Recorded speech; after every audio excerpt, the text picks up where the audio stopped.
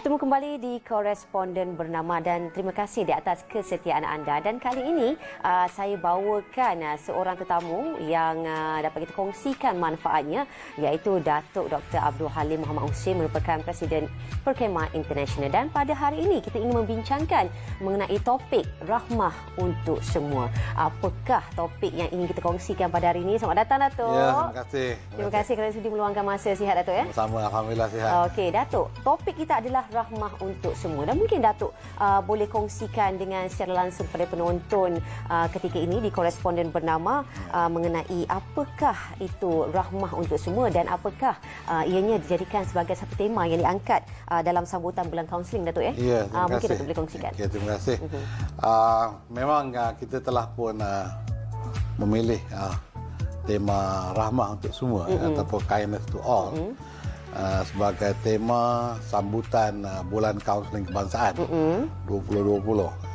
Jadi idea ini merupakan idea yang telah pun dicetuskan beberapa tahun yang lalu untuk sambutan bulan kaunseling. Dan untuk pengisian tahun ini kita memilih tema yang bersifat proaktif, bersifat tindakan. Tidak memilih tema-tema yang ke arah masyarakat, ke arah kesejahteraan. Kita memilih rahmah sebagai masa untuk kita bertindak. Okey. Especially dalam musim pandemik COVID-19 ini, kita dapati banyak isu-isu yang berkaitan dengan kesihatan mental. Betul. Kita mula memenuhi ruang-ruang perbincangan. Tidak ada akhbar dan juga di mana-mana. Maka kaunselor profesional di bawah Satuan Kaunseling Malaysia ataupun Perkhemah Internasional mengambil inisiatif untuk menyebarluaskan konsep rahmah untuk semua agar kita dapat kongsikan bersama di seluruh negara dan juga seluruh dunia. Itu dia Perkhemah Internasional. Ingin saya tanyakan soalan tapi Datuk telah pun menjelaskan. Okey. Dan itu dia Datuk, dan mungkin Datuk boleh kongsikan sedikit mengenai rahmah kepada diri dan juga orang lain, mencerminkan kepribadian diri dan juga fitrah semula jadi manusia ya. Yang sememangnya kita ni menolak teori bahawa untuk berjaya hanya memerlukan kekuatan fizikal dan juga kebendaan semata. Tetapi dalam masa sama dah pun lupa, seakan kita lupa bahawa kita memerlukan sifat yang lebih daripada itu, iaitu sifat dalaman, di mana manusia sekarang ni lebih mengutamakan sifat duniawi semata Datuk dan mungkin Datuk boleh ulas mengenai ini. Ya, terima kasih. Memang kalau kita lihat istilah rahmah itu sendiri merupakan satu istilah yang sangat besar.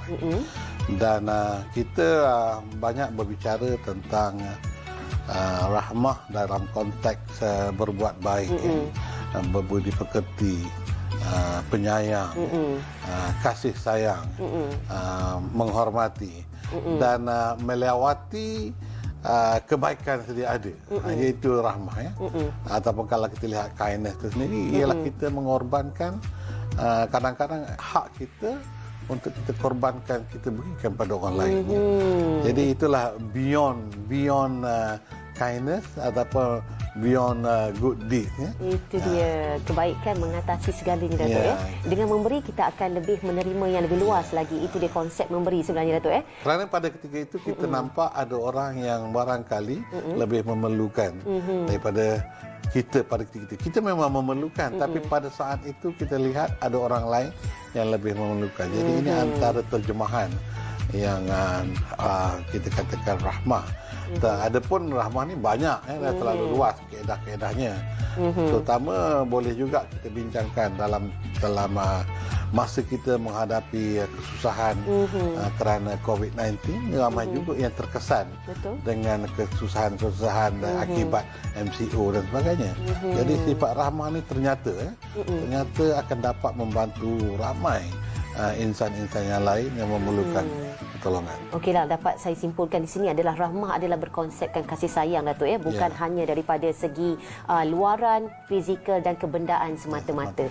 Okey, dan mungkin Datuk boleh kongsikan mengenai rahmah dalam konteks Malaysia Prihatin. Bagaimanakah? Okey, memang bila kita pilih tema rahmah ni, dia memang sejajar dengan Malaysia Prihatin. Maknanya bila kita kata prihatin ataupun caring society, merupakan sebuah masyarakat yang memiliki sifat-sifat rahmah itu sendiri di mana rasa prihatin ini disampaikan secara praktikal, bukan setakat simpati ataupun empathy. Adapun empathic understanding itu memanglah antara yang terbaik bagi kita memahami masalah yang dialami oleh orang lain. Tetapi lebih dari itu, kita boleh berbuat sesuatu dengan kapasiti yang ada pada kita. Sebab kadang-kadang kita kata kita apa yang kita boleh buat kan. Paling tidak kita menyokong cara moralnya. Sebab itulah kita kata prihatin ni bukan sekadar melakukan, tetapi niat-niat yang baik itu telah pun merupakan salah satu tindakan-tindakan prihatin yang boleh kita lakukan. Walaupun kita tak dapat memberi sesuatu, tetapi kita boleh melakukan sesuatu untuk memudahkan kerja-kerja yang dilakukan oleh orang lain untuk memberikan sesuatu. Itu dia, sebenarnya tak susah pun untuk memberi, Datuk. Bukan hanya memerlukan material ataupun wang ringgit, tenaga dan juga simpati itu pun juga satu pemberian juga. Dan kadang-kadang kalau kita memberi sesuatu tu, mungkin yang datang tu lebih lagi kepada kita tanpa kita sedar. Dia rahmah ni bukan terpakai pada pemberi, pada penerima juga perlu ada sifat rahmah. Betul lah pepatah Melayu yang mengatakan orang memberi kita merasa, orang berbudi kita berbahasa, orang memberi kita merasa. Tetapi mesti ada timbal balik. Betul. Sebab itu akan melestarikan tindakan-tindakan positif. Itu dia matematik konsep ketuhanan. Lagi kita memberi, lagi lebih banyak kita akan menerima. Dan Datuk, bersempena dengan program bulan kaunseling bentuk peribadi berhemah, mungkin Datuk boleh sentuh mengenainya. Apakah yang dilaksanakan oleh Perkamaran Internasional khasnya? Okey, sejak COVID-19 pada bulan Mac berlaku, kita dapati ada sesuatu yang boleh kita laksanakan untuk membantu rakan-rakan kita di tanah air apabila kita melihat keadaan-keadaan di luar negara melalui berita-berita dan media massa. Jadi perkara yang kita lakukan pertama ialah kita establishkan satu solidariti rakyat Malaysia, kaunselor Malaysia untuk membantu mereka yang terkesan dengan kawalan pergerakan. Kerana bila ada kawalan pergerakan, maknanya tidak ada orang yang boleh keluar, duduk di rumah untuk tempoh yang lama, anak-anak ada di rumah, dan akhirnya dia memberi kesan kepada emosi kepada keluarga-keluarga di rumah. Kita sedar ada keluarga yang bernasib baik, duduk di rumah yang besar, selesa, masih boleh bergerak melakukan pelbagai aktiviti. Tetapi ramai juga yang tinggal di rumah-rumah pangsa, apartmen yang sempit, dan mereka tak boleh keluar. Jadi bayangkan apa yang berlaku kalau kekal lama. Sebab itulah ada istilah dalam bahasa Inggeris dipanggil cabin fever, ataupun kami perkenalkan sebagai demam terperuk. Akibat duduk di dalam satu ruang yang tempoh yang lama dan tidak boleh berbuat apa. Dan memanglah kerjanya makan, minum, tengok TV, melakukan perkara yang diajarkan, mungkin melakukan ibadat dan sebagainya. Tetapi macam mana pun kesan-kesan emosi terhadap persekitaran, ingin keluar dan sebagainya, melihat apa yang berlaku di luar itu tetap ada di situ. Jadi kita Perkamaran Internasional mengeluarkan infografik dan juga melaksanakan program-program secara talian dan menyediakan talian-talian sokongan emosi kepada siapa juga yang memerlukan. Mungkin Datuk boleh kongsikan talian tersebut. Antara yang terbesar ialah bersama dengan Kementerian Pembangunan Wanita, talian kasih. Talian kasih itu yang paling besar. Dan di situ kita kaunselor yang berdaftar ada bertugas untuk menerima panggilan-panggilan. Tetapi di samping itu juga kita ada talian-talian lain yang merupakan emotional support group yang memberi sokongan emosi pada mereka yang memerlukan. Dan ada banyaklah masa ketika itu kita buka. Okey, Datuk, kita simpankan dulu mengenai talian tersebut. Kita akan berhenti rehat seketika dan kembali selepas ini. Pastinya kita ingin menyentuh mengenai perancangan aktiviti oleh Perkamaran Internasional tentang merakyatkan kaunseling dalam komuniti. Nantikan, jangan ke mana-mana.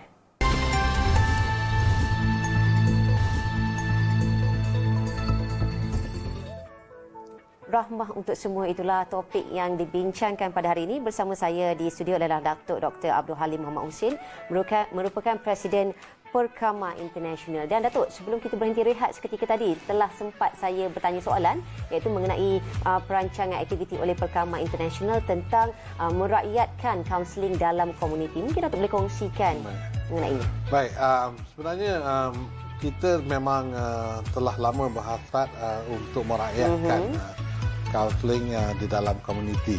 Dan sebab itu jugalah baru-baru ini kita ada pra-pelancaran kaunseling komuniti, pusat kaunseling komuniti bersama Majlis Kebangsaan Kebajikan dan Pembangunan Masyarakat MAKPEM. Dan kita buat pra-pelancaran untuk mewujudkan pusat kaunseling komuniti di Ibu Pejabat, dan ini akan disebarluaskan. Jadi apabila kita bercakap tentang merakyatkan kaunseling, sebenarnya kita nak memaklumkan pada orang ramai bahawa berjumpa dengan kaunselor bukanlah sesuatu yang memalukan. Betul. Bukanlah sesuatu yang menggambarkan bahawa kita bermasalah mental. Betul. Sebenarnya berjumpa dengan kaunselor ialah berjumpa dengan seorang ahli ataupun pakar dalam bidang perubatan psikologi dan membantu diri kita untuk mensejahterakan diri kita. Sebab stigma yang berlaku di negara kita ialah kalau jumpa kaunselor ada problem. Ya, macam seolah-olah kes tu dah kes kronik Datuk jadi kronik. So, ada pun begitu. Apa masalahnya kalau kita ada masalah? Sebab bila semua manusia itu akan berhadapan dengan masalah. Betul. Cuma tidak semua orang boleh menyelesaikan masalah yang dihadapi. Kadang-kadang kita tengok masalah yang dihadapi oleh individu A pada kita ringan sangat, macam itu pun tak boleh nak selesaikan. Tapi tidak pada individu A. Kadang dia memerlukan orang lain untuk memerlukan. Professional counselors ni ataupun kaunselor profesional ni adalah kaunselor yang terlatih dan mereka mempunyai kelayakan serta mempunyai lesen amalan di bawah Lembaga Kaunselor Malaysia.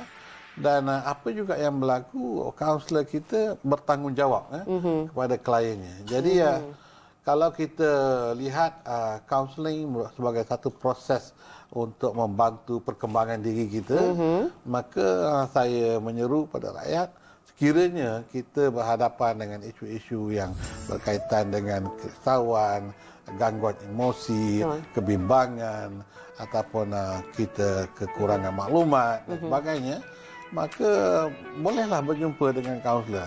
Memang kita akui bilangan kaunselor kita untuk komuniti tidak begitu ramai. Yang ada kaunselor di sekolah, itu pun pada nisbah yang agak bagus. Sebab nisbahnya ialah 500 pelajar seorang kaunselor. Maknanya kalau sekolah itu ada 1,500, kita ada 3 orang kaunselor yang terlatih dan layak. Kemudian di kementerian-kementerian di bawah Jabatan Pengetahuan Awam, kita juga ada kaunselor. Diletakkan di semua kementerian untuk membantu dalam aspek sumber manusia. Di Kementerian Kesihatan kita ada kaunselor, dan baru-baru ini tahniah kepada Kementerian Kesihatan melantik 170 orang lagi kaunselor untuk ditempatkan di seluruh klinik-klinik kesihatan di negara untuk membantu rakyat. Okey. Dan Datuk, mungkin Datuk boleh sentuh sedikit mengenai pelancaran tabung rahmah itu. Apakah fungsinya dan peranannya kepada masyarakat? Baik, sebenarnya kita lihat bermula dengan isu-isu pelajar kaunseling itu sendiri. Bila kita lihat mereka sukar juga untuk meneruskan pengajian, kemudian ada kesusahan juga nampaknya dan memerlukan sedikit bantuan.